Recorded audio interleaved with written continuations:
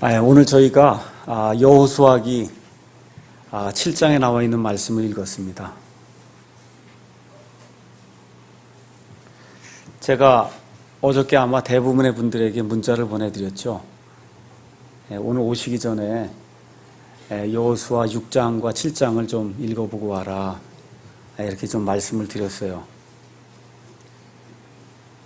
이 여호수아기 7장에서 하나님께서 죄를 어떻게 다루시고 공의롭게 사람을 심판하시는가 하는 그런 내용이 누구나 알아들을 수 있도록 쉽게 이렇게 기록이 되어 있습니다. 이스라엘 백성이 모세의 인도에 따라서 광야 생활 이제 40년을 다 마치고 이제 모세가 가나안 땅에 들어갈 수 없기 때문에 우리 하나님께서 모세를 섬기던 모세의 종으로 있던 여호수아를 이스라엘 백성을 이끌 하나님의 지도자로 세워주시고, 그리고 하나님께서 원래 주시고자 했던 그 가나안 땅에 이 이스라엘 백성을 데리고 들어가서 그들이 누려야 될 그와 같은 땅을 정복하게 하시고 그 정복한 땅을 이스라엘 백성에게 지파별로 나누어 주는 그와 같은 내용이 여호수아기에 자세히 이제 기록이 되어 있습니다.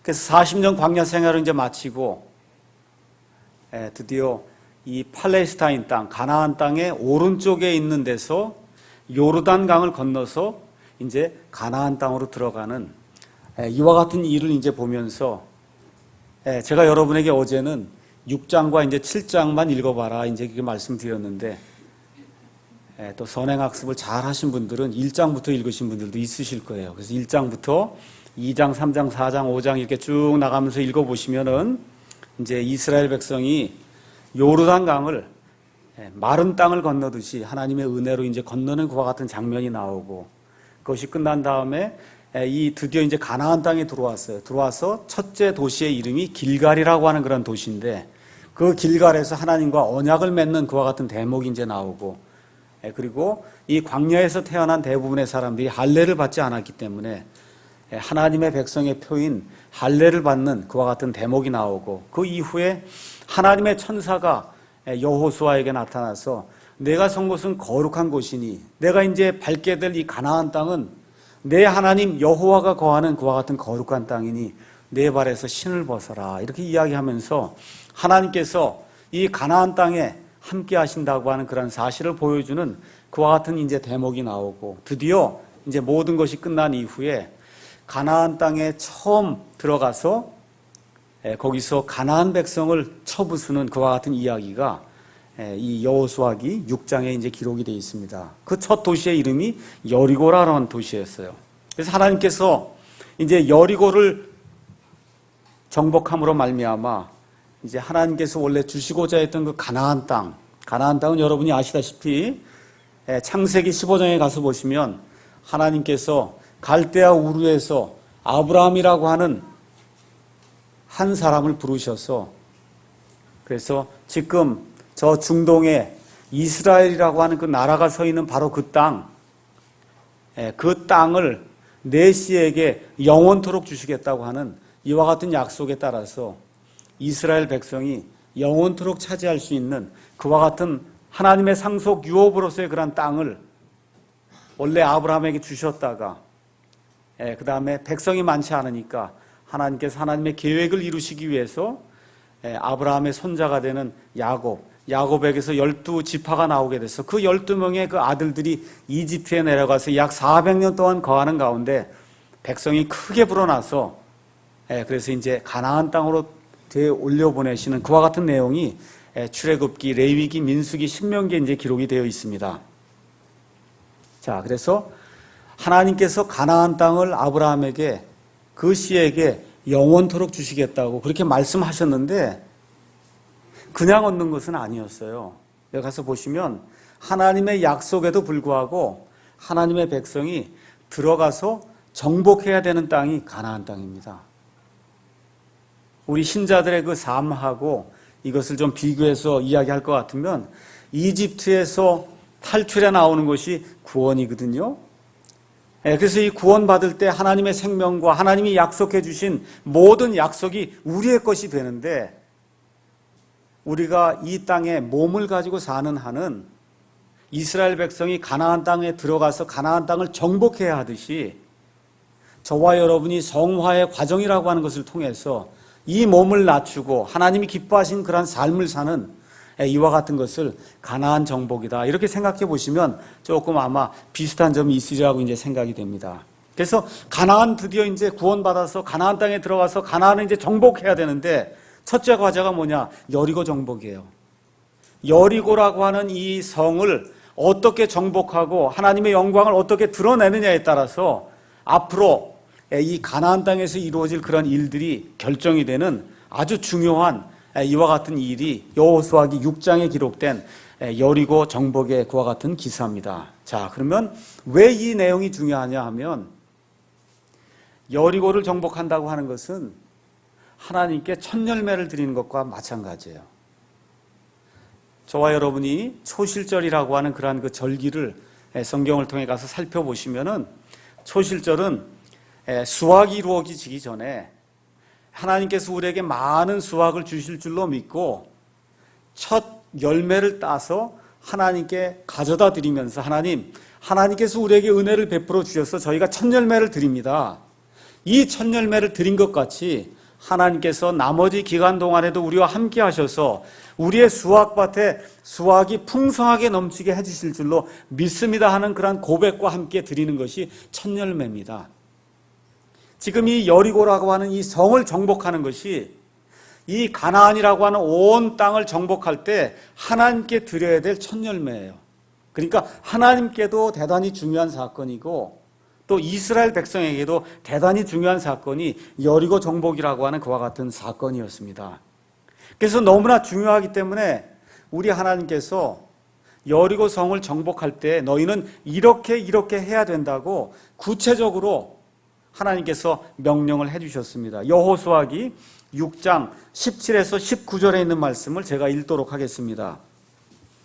도시와 그 안에 있는 모든 물건은 주께 저주를 받을 터이나 오직 창녀 라합과 그녀와 함께 집에 있는 모든 자는 살리니 우리가 보낸 사자들 그녀가 숨겼느니라.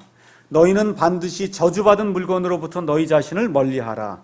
너희가 저주받은 물건 중에서 취하여 너희 자신을 저주받게 하며 또 이스라엘의 진영을 저주거리로 만들고 괴롭게 할까 염려하노라. 그러나 모든 은과 금 그리고 놋과 쇠 기구들은 주께 거룩히 구분되었은즉 그것들을 주의 보고에 드릴지니라. 지금 하나님께서 구체적인 명령을 이제 주시는 겁니다. 도시 자체가 주께 저주를 받았으니까 사람과 짐승은 몽땅 다 죽여야 된다. 하나님께서 그렇게 말씀해 주시고, 그 다음에 또 다른 말씀을 주셨습니다. 그 안에서 무엇이든 귀중하게 여기는 모든 것은 너희가 전리품으로 취하면 안 되고, 이것은 하나님께 드리는 첫 열매이기 때문에 여리고 성에 있는 귀중한 모든 물품은 나 하나님께로 몽땅 가져다가 드려야 된다. 하나님께서 지금 이렇게 구체적으로 말씀을 해주셨어요. 그 이후에 여러분이 여호수아기를 가서 보시면 하나님께서 그 안에 있는 사람들과 짐승과 이와 같은 것들은 죽이되 그 안에 있는 모든 것들은 전리품으로 취해서 너희가 나누어 가져도 문제가 없다고 말씀하시는데, 지금 이 여리고에 대해서는 이것이 가나안 정복의 첫 열매이기 때문에 하나님께서 그 안에서 발견되는 귀중한 모든 것은 저주받은 그런 물건이기 때문에 너희를 위해서 쓰면 너희가 저주를 받는다는 거예요. 그러니까 그것은 내게로 돌려서 하나님의 집에 그것을 보관하고 간직하라고 하나님께서 구체적인 그러한 명령을 내려주셨습니다. 여러분이 잘 아시다시피 여리고 정복이 이제 시작이 돼서 이상한 방법으로 여리고성이 이제 함락이 되게 되죠. 그래서 처음 엿새 동안은 이 사람들이 나팔만을 불면서 하루에 한 바퀴씩 돌고, 마지막 2회째 되는 날은 7번 이 여리고성을 도는 가운데 맨 마지막에 나팔 소리와 함께 외치게 될 때 여리고성이 그냥 쫙 그냥 가라앉는, 성벽이 무너져 내려서, 그래서 이 사람들이 정말 하나님의 은혜로 여리고성을 정복하는 그러한 놀라운 사건이 이 안에 이제 기록이 되어 있습니다. 그래서 이스라엘 백성이 자신을 얻게 됐어요.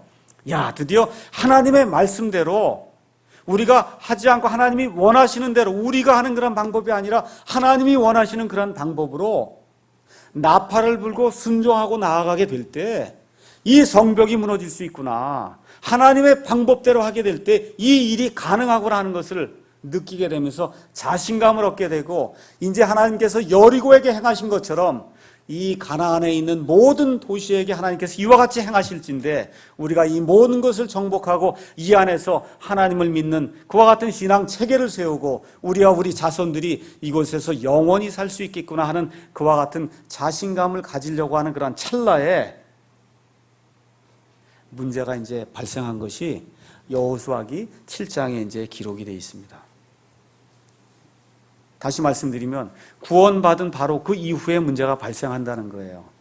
저와 여러분이 사는 가운데 큰 승리를 얻었을 바로 그 순간에 우리 가운데 잘못이 있을 수 있다. 성경이 지금 그렇게 이야기하는 겁니다. 저와 여러분이 여호수아기를 가서 보시면 알지만 여호수아기는 처음부터 끝까지 다 승리하는 것이 기록이 되어 있어요. 유일한 패배는 여기 여호수아기 7장 그 다음에 8장에 나와 있는 아이성에서 이스라엘 백성이 하나님께 불순종함으로 패배한 것 그거 하나 빼고는 가나안 땅에서 가는 곳곳마다 승리했습니다.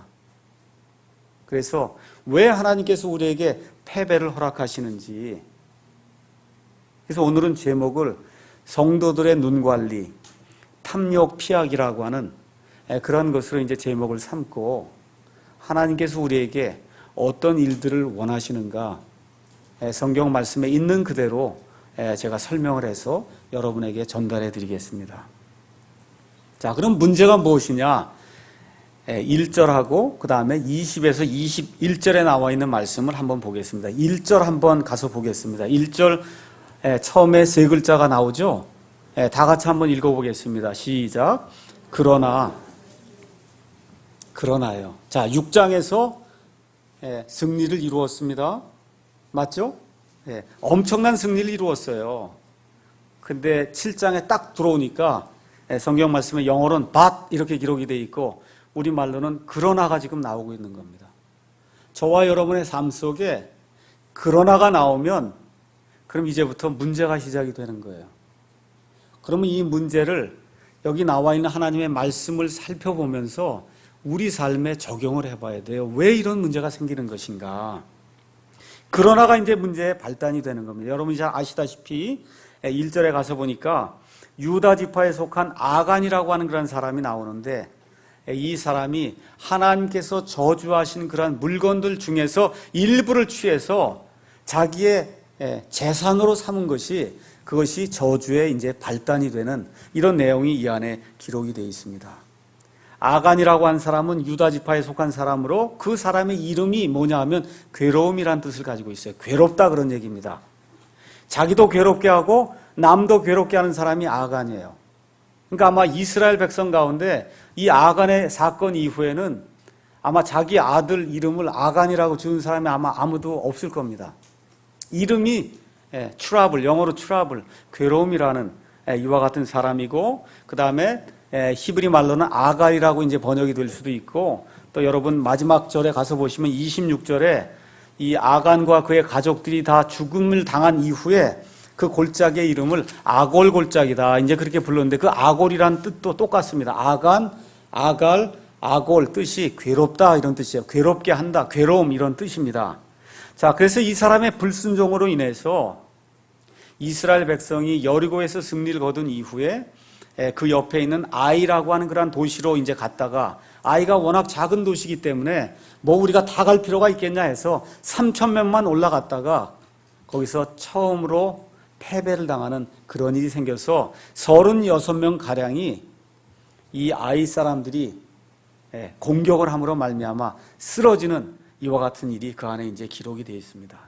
근데 성경을 가서 보니까 7장 1절에 뭐라고 기록이 되어 있냐면 그러나 아간이 범법한 것이 아니라 이스라엘 자손이 저주받은 물건으로 인해 범법했다 이렇게 기록이 되어 있습니다. 죄는 누가 지었어요? 아간이 지었는데 하나님께서는 아간이 범법을 했다 지금 그렇게 이야기하지 않고 이스라엘 온 자손이 하나님이 주신 그러한 그 명령을 거역하고 그리고 이스라엘 전 자손이 하나님께 범법을 했다. 지금 그렇게 기록을 하고 있습니다. 이스라엘은 하나님의 공동체예요. 이 사실을 우리 지금 신약시대에 사는 우리 교회에 적용할 것 같으면은 신약시대의 교회 역시 그리스도의 지체입니다. 그래서 저와 여러분이 여기 앉아 계신데 제가 지난주에도 말씀드렸듯이 저와 여러분이 모두가 다 그리스도의 그 몸의 한 멤버예요. 팔도 되고 손도 되고 손가락도 되고 손톱도 되고 이 멤버입니다. 그래서 한 사람의 죄가, 특별히 지역교회에서 한 사람의 죄가 하나님 보실 때 지역교회 전체의 죄로 볼 수 있는 그러한 사례가 발생할 수 있다는 겁니다. 그래서 고린도전서 12장 12절, 그 다음에 26절에 가서 보면 우린 다 예수 그리스도 안에서 한 몸의 지체이기 때문에 이 한 몸의 지체가 이 손가락이 여기 아프면은 온 몸이 아픈 겁니다. 오늘 여기 한 가정이 나와서 하나님께 찬양을 했어요. 그게 다 누가 한 거예요? 우리가 다 한 거예요. 이 한 가정 3명, 4명이 한 것이 아니라 이 노래하고 하나님께 영광을 돌린 게 우리 여기 나와 있는 한 250명 되는 이 모든 성도가 하나님께 한 거예요. 하나님 보실 때 그렇다는 겁니다. 그래서 저와 여러분이 한 지체로서 영광을 얻으면 모든 몸이 영광을 얻는 것이고, 저와 여러분이 지역교회를 이루면서 하나님의 영광에 누가 되는 그러한 삶을 살게 되면, 그러면 우리 지역교회 전체가 하나님 보실 때 누가 되는 그런 사례가 있을 수 있다. 성경이 지금 그렇게 이야기하기 때문에 하나님께서 아간이 홀로 죄를 지었지만 이스라엘 온 자손이 하나님 앞에 죄를 지었다고 하는 이 하나님의 음성에 우리가 귀를 기울일 그런 필요가 있다는 겁니다. 자, 그러면 구체적인 죄가 어떻게 기록이 되었냐? 20절하고 21절에 가서 제가 말씀을 읽어보겠습니다. 아간이 여호수아에게 응답하여 이르되 참으로 내가 주 이스라엘의 하나님께 죄를 지어 이렇게 행하였나이다. 내가 노력한 물건들 가운데서 바빌로니아에서 만든 좋은 옷과 은 200세겔과 50세겔 나가는 금덩이 하나를 보고, 잘 들으세요. 그 다음에 탐내어 그것들을 취하였나이다. 아마 그 당시에는 바빌론에서 만든 옷이 가장 좋았던가 봅니다.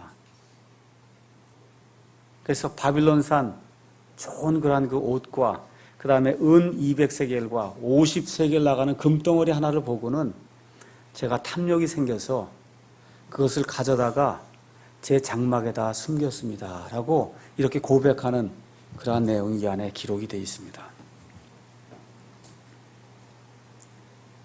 저와 여러분이 이 세상에 살면서 예수님을 믿으면서도 죄를 짓습니다. 몇 가지 여기서 살펴볼 교훈을 제가 여러분에게 말씀드리겠습니다. 첫째 실수가 있어요. 아간의 첫째 실수. 물건들을 두 번째 본 게 문제의 발단이에요. 자, 아간이 하나님의 명령을 따라 하나님의 군사로 여리고 성에 침략해서 들어간 것 자체가 잘못입니까? 잘못 아니에요. 근데 어떻게 들어갔는데 보니까 여리고의 고관집에 들어간 거예요. 가봤더니 거기 바빌론산에 아주 유명한 그런 이 제품의 옷이 있고 은 200세겔이 있고 금덩어리 하나가 있는 걸 본 것 자체가 잘못이 아니란 말이야. 첫 번째 본 건 잘못이 아닙니다. 그런데 문제가 뭐예요? 두 번째 본 게 잘못이라는 거예요. 하나님이 뭐라고 말씀하셨어요? 이건 전리품이 아니라 그랬잖아요. 그렇죠? 이건 전리품이 아니라고 하나님이 분명하게 말씀해 주셨어요. 그럼 그걸 봤으면 하나님께 가져다 드려야 되는데, 두 번째 볼 때 어떤 걸 가지고 봤어요? 탐욕을 가지고 그 두 번째 눈길을 거기에 주게 될 때, 그때 문제가 생긴 겁니다. 우리가 이 세상을 살다 보면 우리 앞에 많은 죄악이 우리에게 그냥 우리가 생각하지 않았는데 우리 눈앞에 나타날 수가 있어요. 그것 자체가 잘못은 아닙니다. 하나님이 그것 가지고 꾸짖을 수가 없어요. 근데 문제는 뭐예요? 한 번 본 것이 화가 돼서 탐욕을 가지고 음탕한 그런 눈을 가지고 다시 두 번째, 세 번째 이걸 보게 될 때 그것이 문제가 된다는 겁니다. 그래서 시편 119편 9절 그 다음에 11절 가서 보니까 청년이 무엇으로 자기 길을 깨끗하게 하리까 오직 주의 말씀에 따라 자기가 조심함으로 할 수밖에 없습니다라고 고백하는 이 시편 기자의 그런 말씀이 있고, 그 다음에 11절에 가서 보면 내가 주께 죄를 짓지 아니하려고 하나님의 말씀을 내 마음속에 숨겼습니다. 저와 여러분이 죄를 이길 수 있는 유일한 방법은 하나님의 말씀에 따라 조심해서 이 말씀을 우리 마음속에 숨겨두고 하나님의 말씀에 따라 조심하지 않으면 여기 나와 있는 아간처럼 하나님 앞에 죄악을 지을 수밖에 없는 그런 나약한 존재라는 사실을 저와 여러분이 이 시간에 깨달아 알아야 되는 겁니다. 둘째 실수는 뭐냐? 하나님의 말씀을 액면 그대로 받아들이지 않는 것이 그게 이 아간의 둘째 실수예요. 제가 말씀드렸듯이 이거는 내 거기 때문에 주의 보고에 드리라고 하나님이 분명히 말씀해 줬어요. 이건 노획물이 아닙니다. 이거는 전리품이 아니에요. 노량물이 아니라고 하나님이 분명히 말씀해 줬는데도 불구하고 이거 하나쯤 내가 가지면 무슨 문제가 생기겠느냐, 누가 보느냐 이렇게 생각을 하고는 하나님의 말씀을 액면 그대로 받아들이지 아니하고 자기 뜻에 맞도록 하나님의 말씀을 다시 해석해서 받아들였기 때문에 문제가 생긴다는 거예요. 창세기부터 요한계시록까지 나와 있는 이 말씀을 저와 여러분이 액면 그대로 받아들이는 바이블 빌리버가 됐으면 좋겠어요. 성경 신자가 되었으면 좋겠습니다. 셋째 실수가 있어요. 셋째 실수는 탐욕을 부렸다는 겁니다. 탐욕을 부렸다. 자, 승리의 기쁨과 하나님의 영광, 이걸 지금 드러내야 될 그 시기에 이 사람에게 탐욕이 생겼다고 지금 성경이 이야기를 하고 있어요. 잘 들으셔야 됩니다. 저와 여러분이 특히 목사가 잘 들어야 될 그런 대목이에요. 하나님의 일을 지금 했습니다. 아간이 하나님이 기뻐하시는 그런 일을 했어요. 이때 하나님의 영광이 드러났습니다. 백성들 가운데 기쁨이 있었어요. 여기에 만족을 해야 되는데 그것이 아니라 이거를 기회로 삼아서 내가 무엇인가 좀 영광을 취해야 되겠다, 내 자신의 유익을 구해야 되겠다 하는 그런 생각이 이 사람 마음속에 들어왔다는 겁니다. 자, 아간이라는 사람이 하나님의 군대에 속한 하나님의 군사입니다. 맞습니까? 지금식으로 얘기하면 성도예요. 성도입니다. 그렇죠? 불신자가 아니에요. 광야에서 태어난 사람이에요. 그래서 광야 40년 동안 하나님께서 만나를 주시고 메추라기를 주시고 하나님께서 불기둥과 구름기둥으로 이 사람들을 인도해 주신 것을 눈으로 본 사람이에요. 요르단 강이 하나님께서 하시는 그런 방법에 따라 제사장이 발에 이 강에다가 발을 담그는 그 순간에 요르단 강이 딱 갈라져서 그래서 위로부터 내려오는 물이 막 산처럼 쌓이게 되고 이 밑으로 가는 물은 다 끊어져서 마른 땅과 같이 이 요르단 강을 건넌 것을 실질적으로 자기 자신이 건너고 그와 같은 일이 일어난 것을 바로 며칠 전에 눈으로 목격한 사람입니다. 여리고라고 하는 이런 강력한 성이 하나님의 말씀에 따라 나팔을 불고 돌 때 성벽이 우르르 무너져 내리는 것을 자기 눈으로 본 사람이에요. 이와 같은 일을 행한 그 사람이 탐욕이 들어가서 무엇인가 내 영광을 취해야 되겠다, 내 유익을 취해야 되겠다 하고 욕심을 부리게 될 때 이 사람에게 이와 같은 저주가 이제 임하게 됐다는 사실을 저와 여러분이 기억해야 됩니다. 골로새서 3장 5절에 가서 보니까 탐욕은 우상숭배다 그렇게 기록했어요. 다시 말씀드려서 하나님의 영광과 하나님의 기쁨이 되는 것, 그것을 벗어나서 내 영광과 내 기쁨과 내 유익을 추구하려고 하면 그러면 그것 자체가 하나님보다 나를 높이 두는 것이기 때문에 그게 탐욕이고 그 탐욕이 곧 우상숭배라고 하나님이 우리에게 말씀해 주세요. 그 다음에 아간이 또 하나 실수한 게 있습니다. 그것은 뭐냐 하면 이 물건들을 가져다가 몰래 숨겨도 어찌 하나님이 아실 수 있겠느냐 하고 하나님의 눈을 피해서 내가 무엇인가 사람들의 눈을 피해서 하듯이 하나님의 눈을 피해서 이것들을 숨길 수 있다고 하는 이와 같은 오판을 한 게 그게 아간의 넷째 실수입니다. 이 실수가 언제부터 생기기 시작했냐 하면 우리 하나님께서 아담과 이브라고 하는 우리의 첫 조상들을 만드신 바로 그 순간부터 이 일이 시작이 됐어요. 아담과 이브가 하나님이 원치 않는 그와 같은 일을 행한 이후에 어떻게 했어요? 자기 자신들을 숨겼습니다.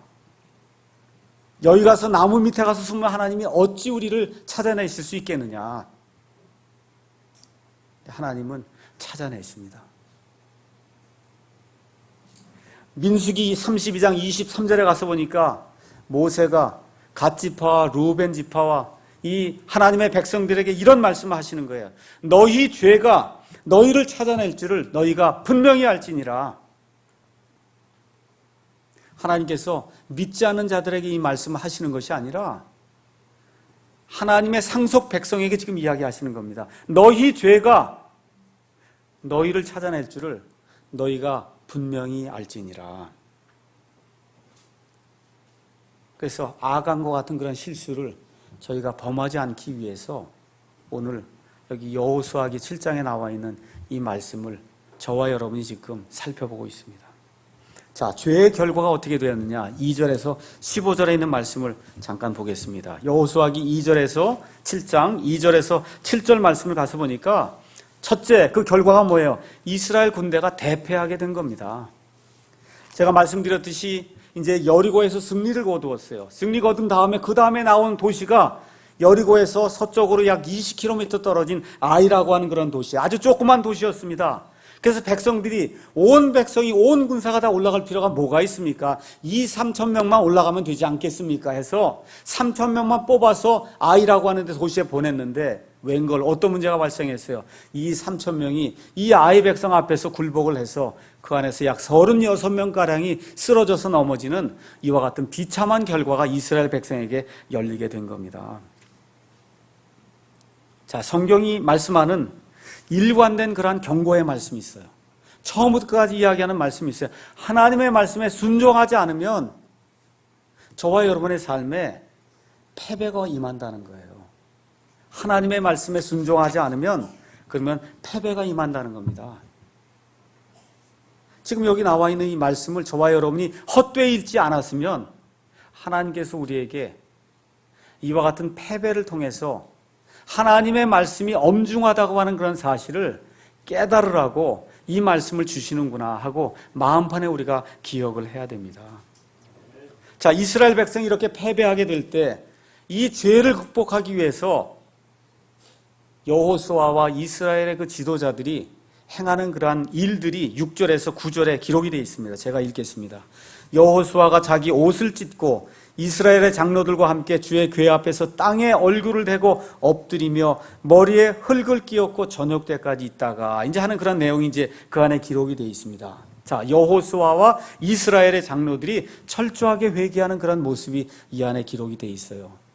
우리 지역교회 안에서도 하나님의 영광에 누가 되는 그런 일을 여기 안에 있는 멤버들 가운데 누가 앞으로 행할 수도 있습니다. 이렇게 행하게 될 때 우리 목사와 집사들과 교회 지도자들이 여기 나와 있는 그대로 하나님의 궤 앞에 얼굴을 땅에 대고 흙을 끼얹고 회개하는 그와 같은 모습을 가질 때 하나님께서 우리에게 살 길을 열어주신다고 하는 그와 같은 사실을 특히 교회 지도자들이 분명히 깨달아 알아야 된다. 여기 주의 궤 앞에서 했다 하는 얘기는 하나님의 임재 앞에서 하나님의 그 존재 그 앞에서 우리가 죄를 지었습니다. 아버지 하나님이 이 죄악을 용서해 주시고 하나님께서 우리가 앞으로 어떤 길로 나아가야 될지 우리에게 보여주시기 바랍니다 하는 그와 같은 그 말씀이 주의 궤 앞에서 회개했다고 하는 그런 말씀으로 우리에게 나오고 있습니다. 우리 교회뿐만 아니라 우리 가정 안에서도 문제가 발생할 수 있어요. 그러면 문제가 발생하면 애들 나무래고 부인 나무래고 이러면 안 되죠. 절차가 어떻게 돼야 돼요? 가정의 지도자는 누굽니까? 남편이에요. 그러니까 누가 회개해야 돼요? 남편이 해야 되는 거예요. 지금 여기 나와 있는 그대로 하자 그 얘기입니다. 죄는 잘못은 애가 저지를 수 있습니다. 근데 그 가정의 치리자는 누구예요? 남편이거든요. 그러니까 누가 하나님께 회개해야 돼요? 남편이 해야 되는 거예요. 이 문제가 내 문제입니다 하고 가정에서 남편이 이 가정의 문제를 놓고 하나님께 회개해야지 남에게 미루어서는 문제가 해결이 되지 않아요. 제가 요새 제 아내가 이제 간청을 해서 요새 남편이 달라졌어요. 프로그램을 좀 이렇게 유튜브를 통해서 지금 보고 있어요. 보니까 아주 좋더라고요. 아, 남편이 좀 달라져야 되겠구나. 그래서 하루에 하나씩 보려고 지금 작정을 하고 있어요. 좀 보세요. 우리 남편들이 좀 달라져야 그래야 가정이 변화가 될 수 있습니다. 성경이 초주일관 이야기하는 거예요. 가정의 모든 문제는 남편이 제대로 치리를 못해서 저희 가정을 봐도 그렇고 문제가 항상 제게 있다 이렇게 생각을 하시고 우리 남편들이 좀 분발해야 됩니다. 그 분발할 때 어떻게 해야 돼요? 이 사람이 죄를 졌습니다. 이게 아니라 다 제 잘못입니다. 제가 가정을 제대로 치리하지 못해서 이런 문제가 발생했습니다 하고 하나님 앞에 문제를 내어놓고 남편이 변화가 될 때 가정이 변화가 될 수 있다. 저는 그렇게 이제 생각을 합니다. 그래서 또 살다 보면 우리가 개인적으로 다 어려움을 당할 수 있어요. 이스라엘 백성이 복병을 만난 거예요. 아, 여리고를 함락시켰어요. 얼마나 좋았겠습니까? 아, 그러고 나가서 이제 뭐 우리가 다 할 수 있다고 그러고 나갔는데 지금 아이성에 가서 패배를 하잖아요. 저와 여러분이 예수 그리스도 안에 들어왔습니다. 하나님의 자녀가 됐습니다. 그렇게 되면 만사형통하는 게 아니란 말이에요. 이렇게 어려움이 생길 수 있다 그 얘기입니다. 이 어려움이 생기면 하나님의 백성이라고 하면 하나님이 내게 왜 징계를 주시는가 생각을 하고 각자가 하나님 앞에 나아가서 하나님 제 자신을 돌이켜볼 수 있는 좋은 시간을 주셔서 감사합니다. 제가 돌이키겠습니다 하고 돌이켜 나가는 것이 가나안 땅에서 승리하는 그런 삶을 사는 비결이라고 하는 것을 저와 여러분이 기억해야 되겠습니다. 자, 16절에서 26절에 가서 보니까 이 사건의 클라이맥스가 기록이 되어 있어요. 클라이맥스가. 하나님의 심판이라고 하는 것이 이 안에 잘 들으세요. 아주 명확하게 누구나 봐도 알 수 있게 그렇게 기록이 되어 있습니다. 하나님 불분명한 그런 분이 아니에요. 하나님은 모든 것을 명확하게 누구라도 읽으면 다 알 수 있게 그렇게 기록해 주신 분입니다. 저와 여러분의 배움을 위해서. 저와 여러분이 꼭 기억해야 될 게 있어요. 하나님은 사랑의 하나님이실 뿐만 아니라 하나님은 공의와 심판을 집행하시는 하나님이에요. 하나님을 하나님 되게 만드는 하나님의 그 근본 속성은 하나님의 거룩함이에요. 하나님의 거룩함은 무엇을 요구하느냐 하면 죄를 봐주고 하나님이 긍휼히 여기시지만 죄를 그대로 두시지는 않는다는 겁니다. 또 하나 기억해야 될 것이 있어요. 그것은 뭐냐 하면 우리 베드로전서 4장 17절 말씀 한번 보겠습니다. 베드로전서 4장 17절에 있는 말씀 한번 보겠습니다.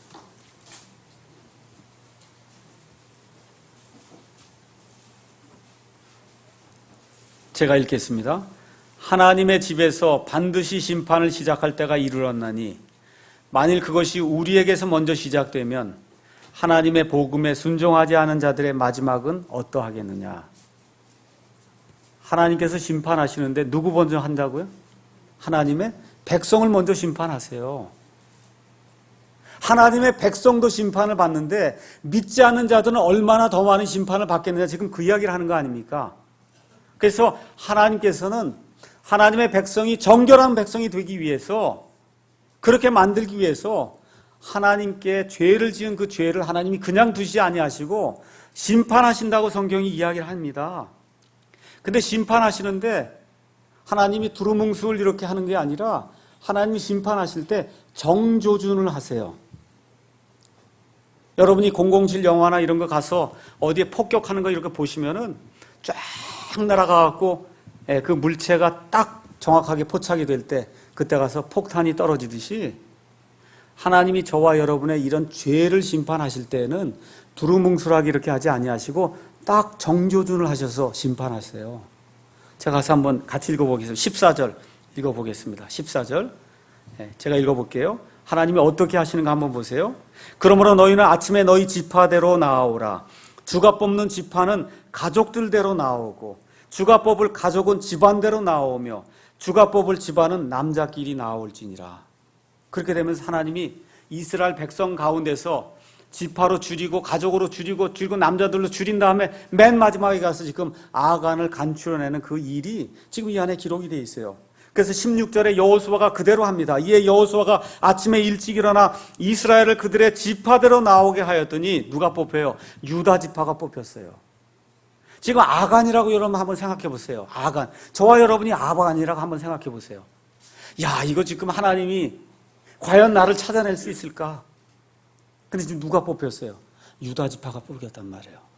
이거 나를 찾아낼 수 있을까? 근데 그 다음에 가서 보니까 17절에 그가 유다의 가족을 나오게 했더니 어떤 가족이 뽑혔냐면 세라 족속의 가족이 뽑힌 거예요. 여러분이 아간이라고 한번 생각해 보세요. 얼마나 지금 간이 지금 쫄여오겠습니까? 그렇죠? 그래서 지금 세라 족속의 가족을 이번에 남자끼리 나오라 그랬더니 누가 나와? 이번에 걸린 게 삽디가 걸린 거예요. 가슴이 그냥 두근두근 지금 되지 않겠어요? 그래서 그의 집안을 남자끼리 나오게 하였더니 유다 지파에 속한 세라의 증손녀 삽디의 손자여 갈미의 아들인 누가 뽑혔다는 거예요? 아간이 뽑혔다는 겁니다. 하나님 정조준 하시는 거예요. 이 하나님의 정조준에서 벗어날 사람은 이 세상에 아무도 없습니다. 우리 아이들 잘 들어야 돼요. 이 일을 행하는 거 엄마 아빠가 모르실 거야. 선생님이 모르실 거야. 누가 알고 계세요? 하나님이 저 위에서 지금 정조준에서 보고 있다니까. 저와 여러분을. 남편과 아내도 마찬가지입니다. 이 일을 하나님이 어찌하실까? 하나님이 내려다보고 계세요. 사람은 못 봐도 하나님이 지금 내려다보신단 말이에요. 내려다보는 것도 정조준에서 내려다보신다. 이걸 기억하시고 죄악을 멀리 피해야 됩니다. 잠언 5장 21절에 가서 보니까 사람의 모든 길이 하나님의 눈앞에 드러나 있다 그랬어요. 그래서 하나님께서 사람의 모든 길을 곰곰이 살피신다 그랬습니다. 이 땅과 우주는 어떻게 형성이 되어 있냐면 이 땅이 있고 그 위에 하늘이 첫째 하늘, 둘째 하늘, 그 다음 하나님께서 셋째 하늘이 있고 그래서 땅 밑에 있는 것 그래서 이렇게 5부분 정도로 구성이 되어 있는데 우리 하나님의 눈이 그 5부분 모두에 가득 차 있다 그래요. 저와 여러분이 일거수일투족을 어떻게 하는 모든 것이 하나님의 눈앞에 낱낱이 드러나 있다. 성경이 지금 그렇게 이야기하고 있습니다. 잠언 15장 3절에 가서 보니까 하나님의 눈은 모든 곳에 있어서 악한 자와 선한 자를 살펴보고 계신다고 성경이 우리에게 이야기하고 있습니다. 히브리서 4장 12절 13절 말씀을 제가 읽어보겠습니다.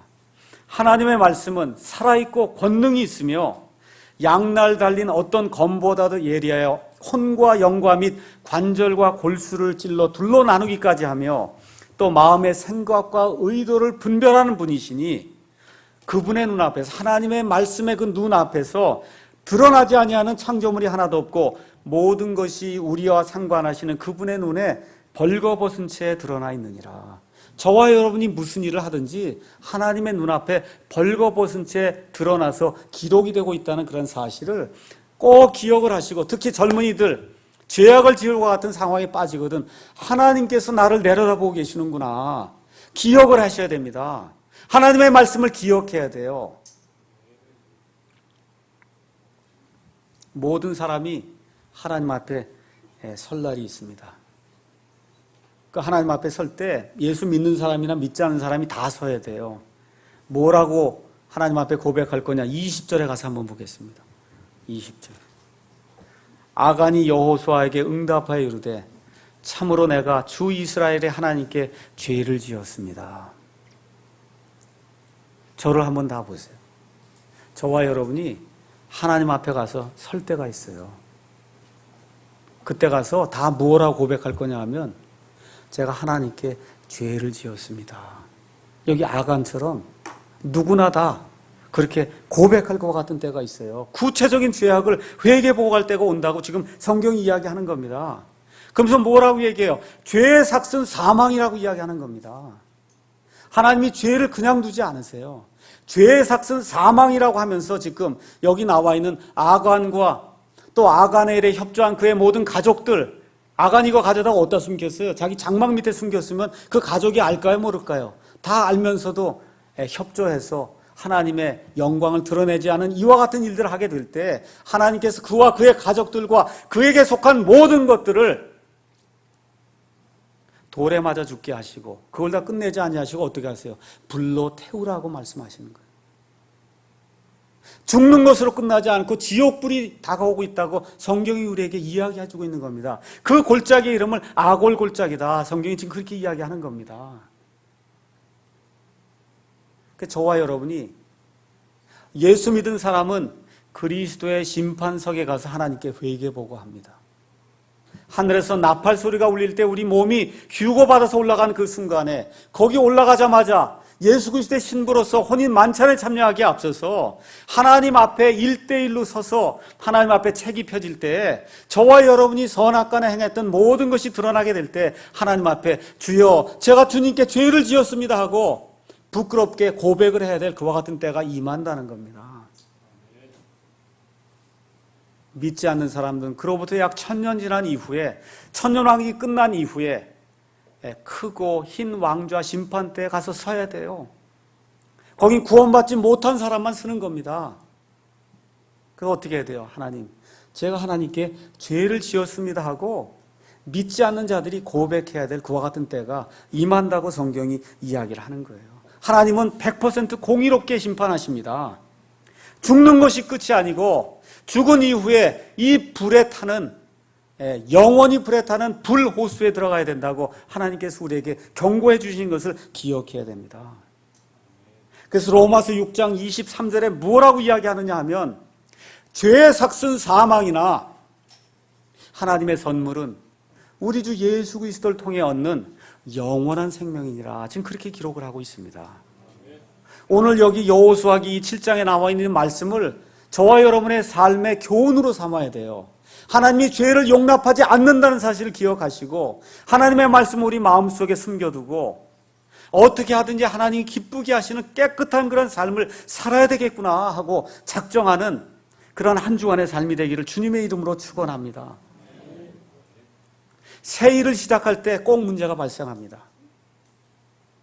신약교회가 시작이 될 때에도 아나니아와 삽비라가 성령님께 거짓말을 하다가 그 즉시로 죽는 그와 같은 일이 발생했어요. 여기 지금 가나안 땅에 들어가서 그래서 하나님의 일을 처음 시작할 때 하나님께서 이와 같은 죄를 용서하실 수가 없어서 하나님이 그와 그의 모든 가족을 죽이는 그와 같은 아주 처참한 것과 같은 심판을 집행하는 이런 일이 안에 기록이 되어 있습니다. 다 무엇을 위해서 기록이 되어 있냐? 저와 여러분을 위해서 기록이 되어 있는 거예요. 우리가 새롭게 교회를 좀 해야 되겠다. 올바르게 교회를 해야 되겠다. 하나님의 올바른 말씀을 가지고 신약교회다운 그러한 교회를 한번 해봐야 되겠다고 이 땅에서 일을 시작하는 그러한 순간에 이 순간에 우리가 놓여 있습니다. 바로 이 순간에 우리가 아간과 같이 나의 어떠한 그 유익을 구하려고 노력하면 하나님이 그냥 두지 않는다는 거예요. 이 교회를 그냥 둘 수 없다는 겁니다. 이 일을 기억하시고 우리가 이 사랑 침례교회를 구성해서 하나님이 한국 땅에서 무언가 새로운 일을 하려고 하는 이 순간에 하나님의 영광이 되지 않는 그와 같은 일을 내가 함으로 말미암아 하나님께 누가 되는 그런 행동을 함으로 말미암아 하나님께 정말 영광을 끼쳐드리지 못하게 될 때는 하나님의 심판이 임한다고 하는 그런 사실을 기억을 하시고 하나님이 많이 준 자에게 많은 것을 요구하신다 그랬어요. 저와 여러분에게 많은 진리를 하나님이 알려주셨어요. 하나님이 많은 것을 요구하실 겁니다. 이 교회에 하나님께서 자유를 허락해 주셨어요. 믿음의 자유를 허락해 주셨어요. 부탁드리기는 이 믿음의 자유, 양심의 자유, 성도들이 마음껏 성경 보고 마음껏 행할 수 있는 그런 자유가 저와 여러분의 방종으로 이어지지 않도록 저와 여러분이 이 사건을 기억하면서 우리가 어떻게 살아야 될 것인가 다시 한번 하나님 앞에 우리 자신을 돌이켜보는 그런 귀한 한 주간이 되기를 예수님의 이름으로 축원합니다. 네, 기도하겠습니다.